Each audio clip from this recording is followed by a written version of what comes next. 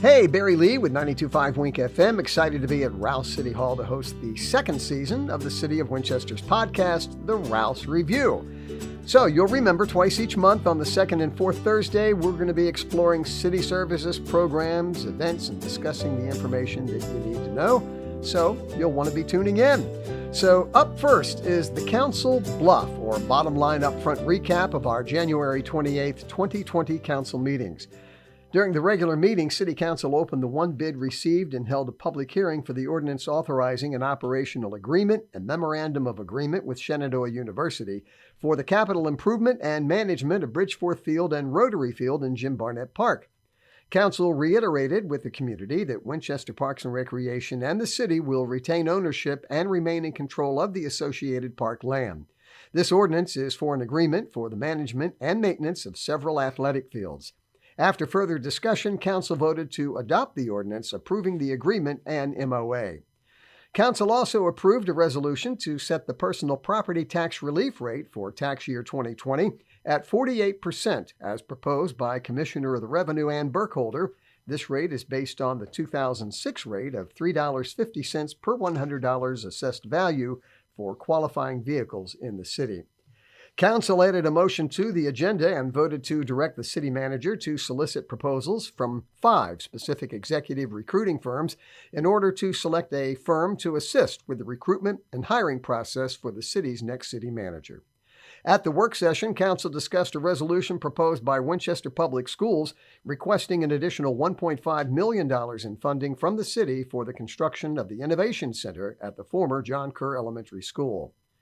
During the December 17, 2019 joint meeting of City Council and the Winchester School Board, the project update indicated a projected budget shortfall of approximately $2.2 million. The WPS Innovation Center Steering Committee and Howard Shockey and Sons have identified several areas in which additional project savings can be realized, resulting in $1 million in possible budget reductions.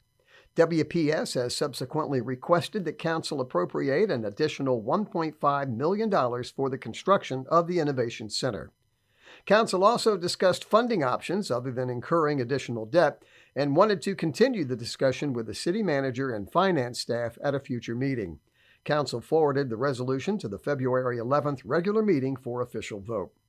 City Council also reviewed applications for real estate tax exemption for properties owned by the Retired Clergy Housing Corporation of Virginia Conference of the United Methodist Church, the Shenandoah Valley Community Residences, the Winchester Little Theater, and Age Response Effort.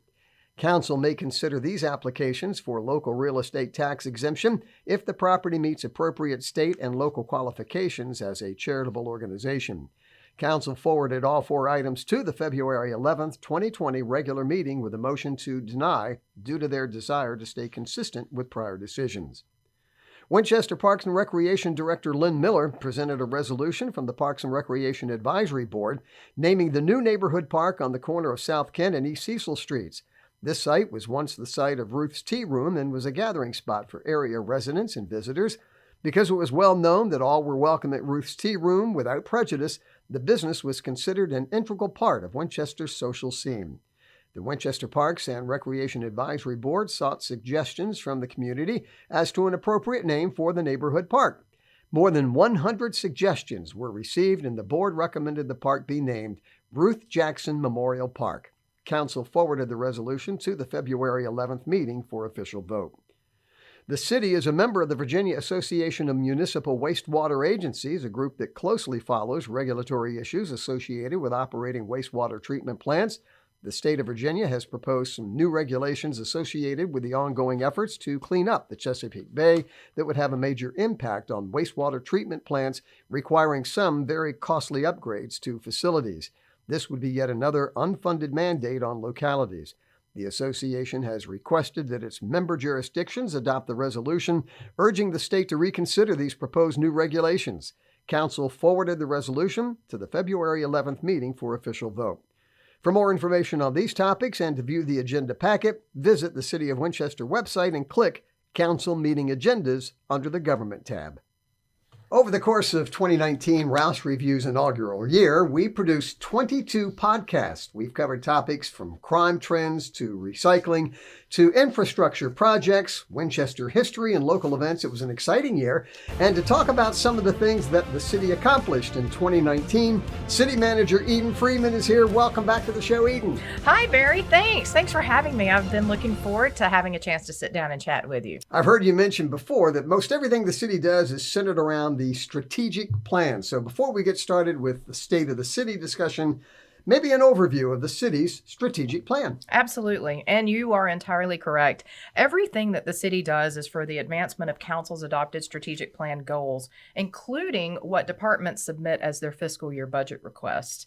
The city's strategic plan was first adopted in December of 2015 to outline priorities, objectives, strategies, actions, and targets to accomplish over the next 5 years.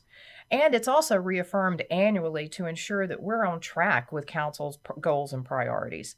Every 2 years, council reviews the plan to make necessary changes or updates, and we provide semi-annual and annual progress updates to council.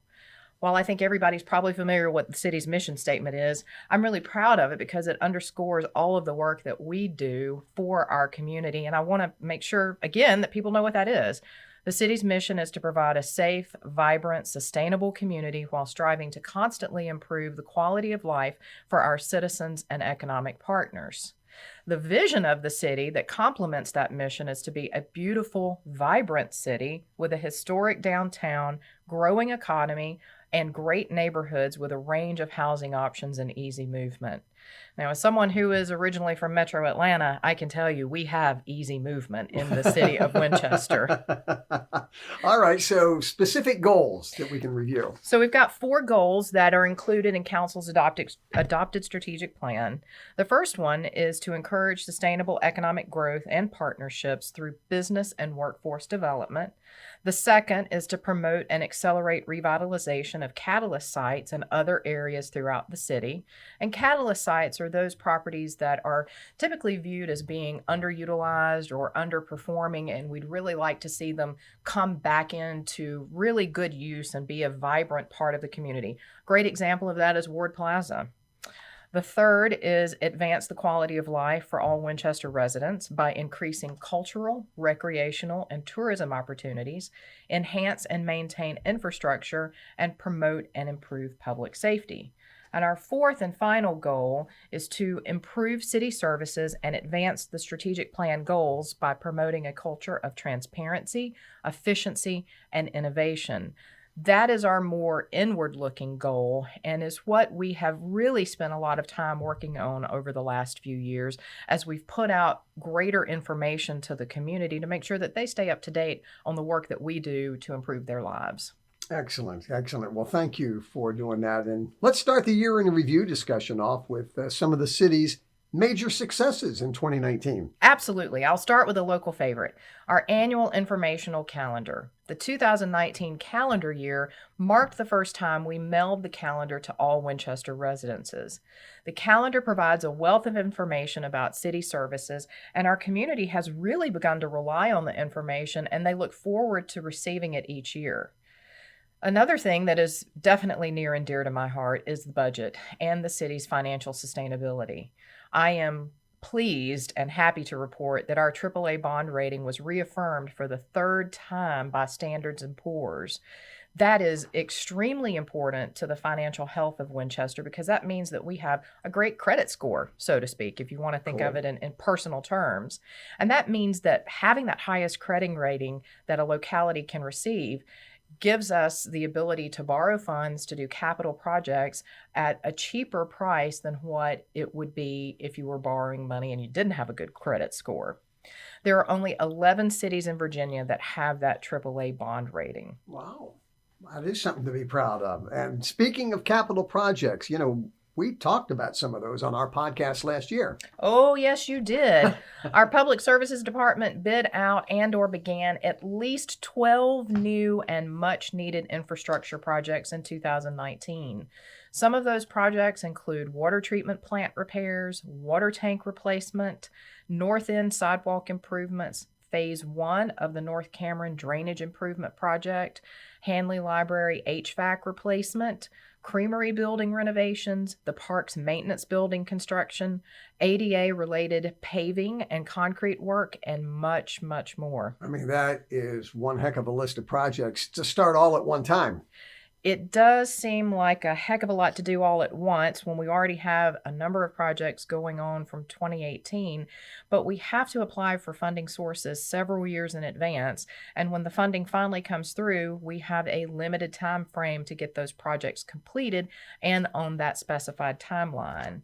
The good news is because the funding was approved so far in advance, both at the state level and with the city's 5-year capital improvement plan process, we plan for those projects in advance and make sure that we're appropriately staffed and resourced to get them done. Alrighty. And now you mentioned 2018 projects that were still ongoing in 2019. Did you get any of those finished in 2019? Yes, we did, but most of the work done in 2018 was getting ready for the large number of projects that there were to do in 2019. We did finish the Kent Street and Woodstock Lane improvement projects. And doesn't Kent Street look amazing with the new sidewalks and repaved roads? Looks good. Looks good. But that project actually included more than what is on the surface. We also replaced all of the underground water, sewer, and stormwater infrastructure for improved utility service for residents in that area. The improvements on Fairmont Avenue were part of the city's 4-year water meter and sidewalk improvement project. 2018 saw the bulk of the work, which included new sidewalks, trees, curb and gutter, stormwater infrastructure, and a repaved road, but the project was officially completed in 2019. Excellent. And let's move on to public safety. That's always a hot topic. It sure is. I have always told our team if we don't have a safe community, that we don't have anything. And unfortunately, 2019 was the 1-year anniversary of when we lost Winchester police officer Hunter Edwards. The department and the staff that knew him best are taking it one step at a time and working through the grieving and the healing process.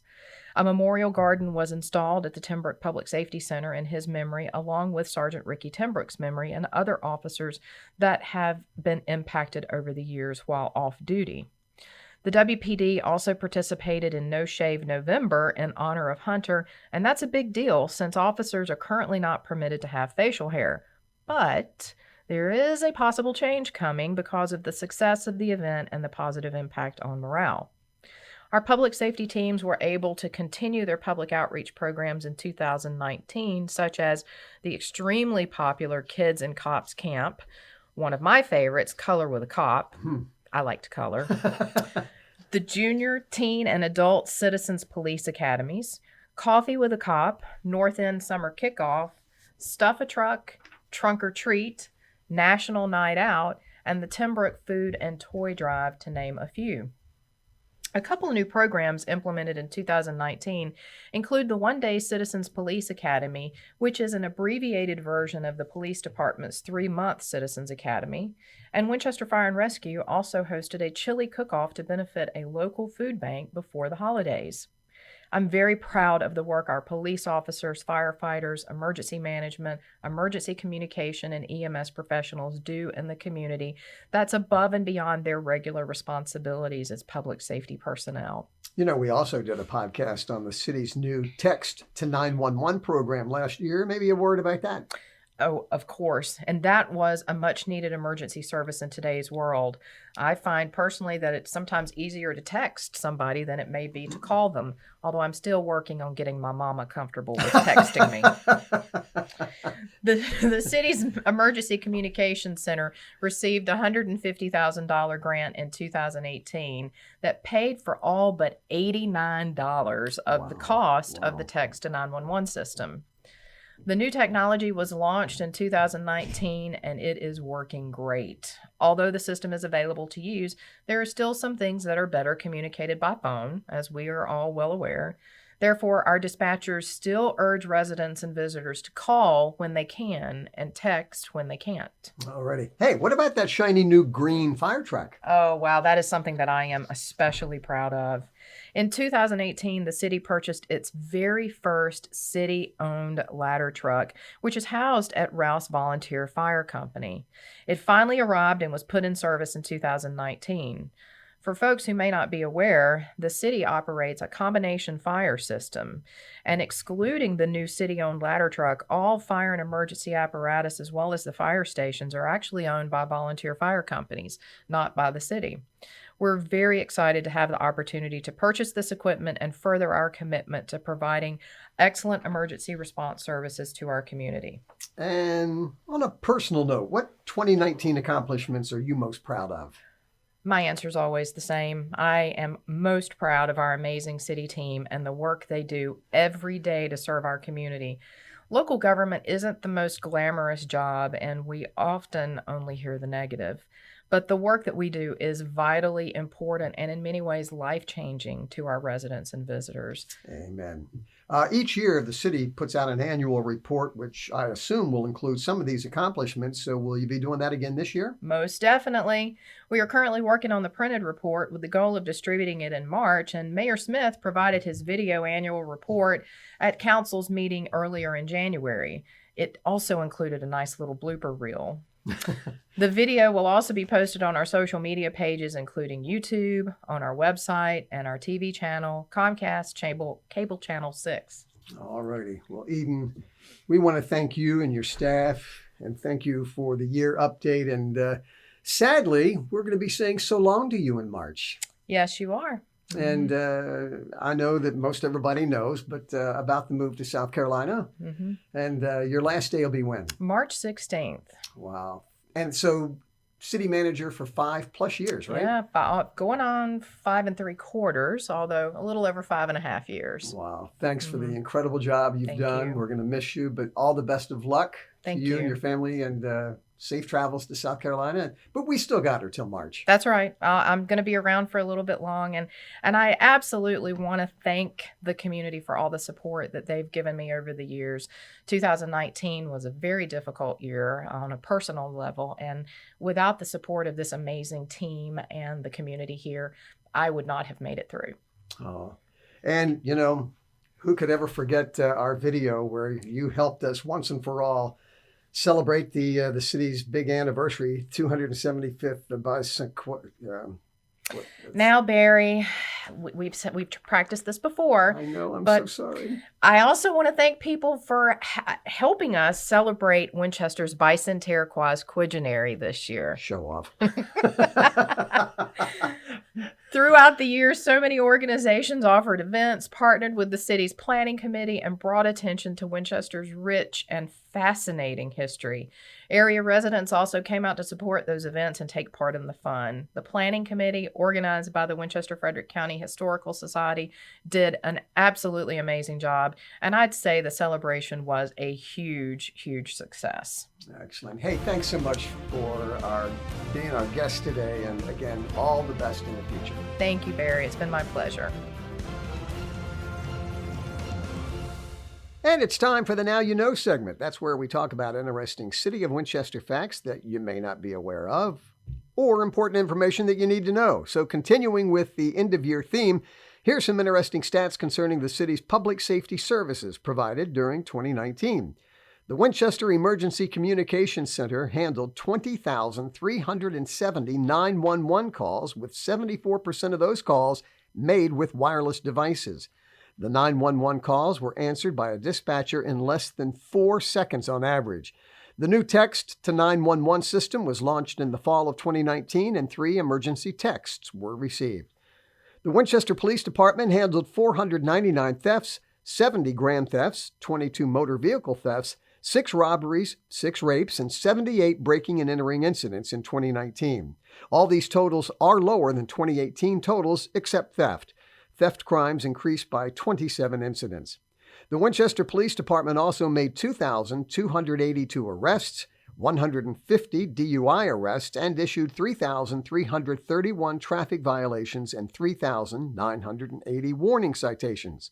Officers also investigated 568 vehicle crashes and initiated 7,894 vehicle stops. You can get up-to-date crime statistics and crime maps on winchesterpolice.org. For Winchester Fire and Rescue, Personnel handled 4,707 EMS calls and 1,482 fire calls. Only 60 of those fire calls were for structure fires, with the majority being requests for mutual aid to large structure fires in neighboring localities. EMS calls for cardiac arrests resulted in a resuscitation rate of 38.10%. That's above the national average of 29%. This information and more will be included in the city's 2019 annual report. That's going to be released in the upcoming months. So, if you didn't know before, now you know.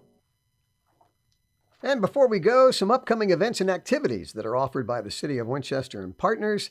Save the date for Old Town Winchester's Chocolate Escape. Saturday, February the 8th. Going to be plenty of tasty chocolate treats, special deals, live music, and fun activities to get you ready for Valentine's Day. The public input session for the Fire and Rescue Study is going to be held Monday, February 10th from 6 to 8 p.m. in the Jim Barnett Park Rec Center. The consultant will provide an overview of the study and department prior to leading the discussion and launching the online survey. Winchester Parks and Recreation is offering several bus trips in February and March.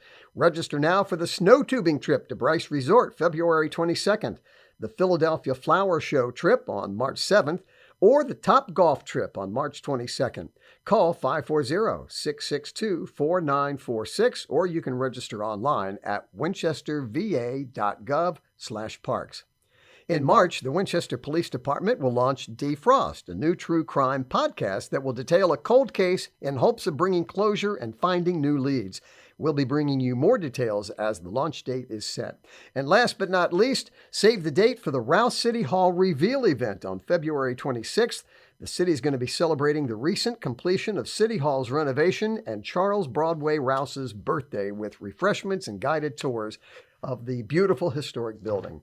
Thanks so much for joining us on this, the second season of the Rouss Review podcast, filled with interesting conversation and information you need to know. I'm Barry Lee with 92.5 Wink FM. We'll be back on the second Thursday in February at 5 p.m. So long for now.